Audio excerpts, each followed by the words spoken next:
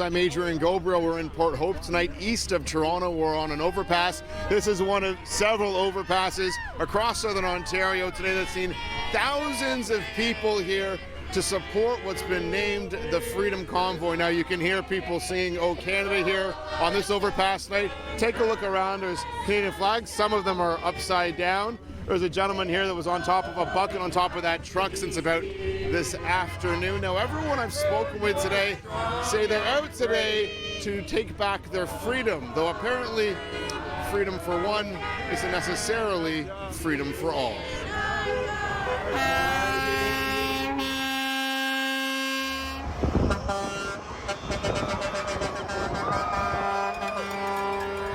They came through London, Ontario, Fort Erie, Hamilton, Milton, Pickering, Vaughan, and beyond. It's time to stand up for ourselves. We're fighting for the country. Thousands descended on Vaughan Mills as the crowds of flag-waving supporters grew larger. I want my Canada back. I want freedom. This all began in BC, where truckers there were protesting the fact that they couldn't cross the border into the U.S. if they weren't vaccinated.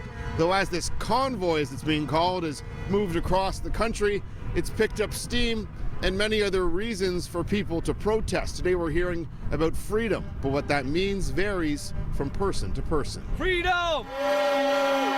Whether it's our elderly or whether it's our youth and the schools and all the rights that have been taken away from our youth and all these masks that are starting to affect their mental capability. They're not looking at people's livelihoods when people get fired from their job. We need our lives back. It's not about vaccine, it's about our lives. Does freedom come at all costs for you? Yes, it does. Even if people die? Who's dying? Okay, that's where it ends. Over the last 2 years, more than 32,000 Canadians have died due to COVID-19 complications. Though many braving the wind and cold with hockey sticks and flags in hand didn't want to talk about that today, or they simply don't believe it. My 10-year-old doesn't know what the truth is because of people like you. I believe everything that the convoy stands for, and it's time to get on with it. Thank you very much. What do you believe the convoy stands for?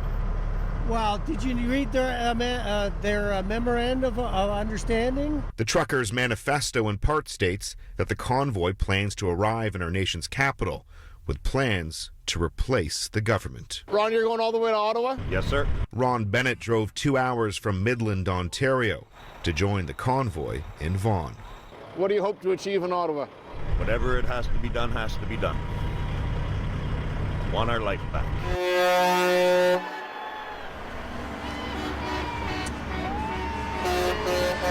Now, as for the large convoy making its way across the country, it's been moving here through southern Ontario in smaller groups all day. They're definitely running behind schedule. They were supposed to be in Kingston this hour, though right now we're in Port Hope and they're still just making their way through. We're told that the largest section of the convoy is about 16 kilometers long, and as the saying goes, and as that horn tells you, they're going to keep on trucking.